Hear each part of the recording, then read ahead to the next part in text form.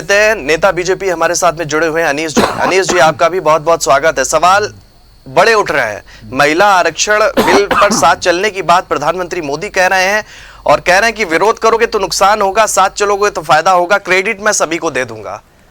इस बात का वो जिक्र कर रहा है। नितिन जी का कहना है कि बीजेपी जो है अपने लाभ के लिए, यानी कि चुनाव 2027 पश्चिम बंगाल चुनाव नजदीक है, इसलिए इस अवसर को भुनाना चाह रही है। 2023 में भी जिक्र हुआ था, लेकिन 543 सीटों पर बात थी, लेकिन अब बड़ा सा जो है परिवर्तन इसमें कर दिया गया है। किस तरीके से देखते हैं अनीस जी? सबसे पहले शोभित जी और जो पैनलिस्ट बैठे हुए हैं सभी को मेरी तरफ से प्रणाम जी। नमस्कार, आदाब। बात आती है आज का जो मेन मुद्दा है, नारी शक्ति बंधन अधिनियम, महिला आरक्षण बिल। भारतीय जनता पार्टी केंद्र की सरकार माननीय नरेंद्र मोदी जी के नेतृत्व में ये बिल लेकर आई, जिसमें महिलाओं को 33% आरक्षण देने की योजना तैयार की गई।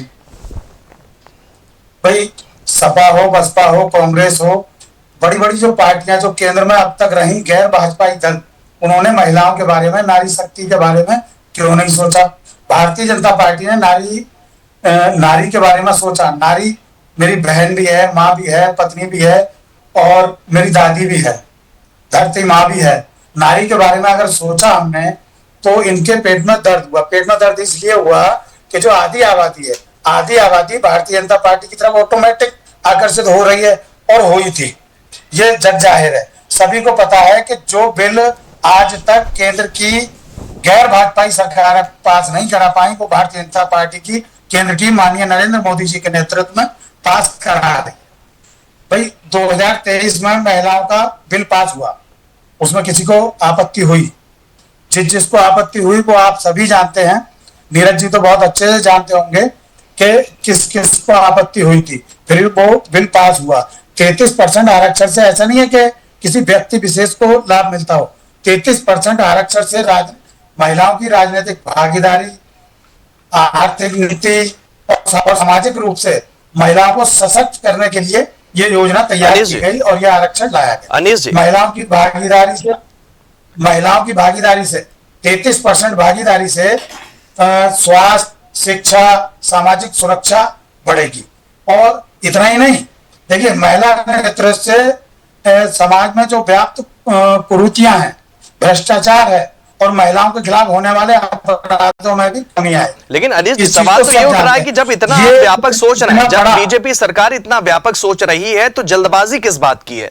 विपक्ष ये सवाल उठा रहा है, वो कह रहे हैं कि हम इसका विरोध नहीं कर रहे हैं, लेकिन जब आप 2023 से अभी तक रुक सकते हैं तो थोड़े दिन और रुक जाइए, चुनाव हो जाने दीजिए और थोड़ा सा मंथन कर लीजिए और फिल्टर कर लीजिए, तब आइए। आनन फानन में इसे जो है लागू करने की क्या जरूरत है, पास कराने की क्या जरूरत है? कोई आनन फानन नहीं। कई दिन पहले वेब जारी किया गया, सभी सांसद मंत्रियों को केंद्र के बुलाया गया, सबको पता था। लेकिन पेट में दर्द सिर्फ गैर भाजपाइयों के पेट में दर्द सिर्फ और सिर्फ इस वजह से है कि ये बिल लागू होते ही एक नई क्रांति देश की आबादी के अंदर आएगी, आधी आबादी के अंदर आएगी, जिसका सामना ये विपक्षी दल नहीं कर सकते। ये हर तरफ से क्रांति आएगी। पहले आप बोल लीजिए, मैं बाद में बोलूं।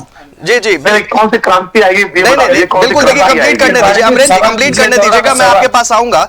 अभी कुछ कह रहे हैं, सुन लेते, इसका जवाब दे दीजिएगा अमरेश जी। बिल्कुल शोभित जी आपको मौका देंगे। भाई ये तो बात वही हो गई, खिसियानी बिल्ली खम्बा नोचे। अब इनका काम हमेशा यही रहा है कि इन लोगों ने जो काम किए, जो इनके लिए अच्छा मतलब वो है हुआ कि जो मीठा गप गप और जो कड़वा वो हमारे से दूर रहे।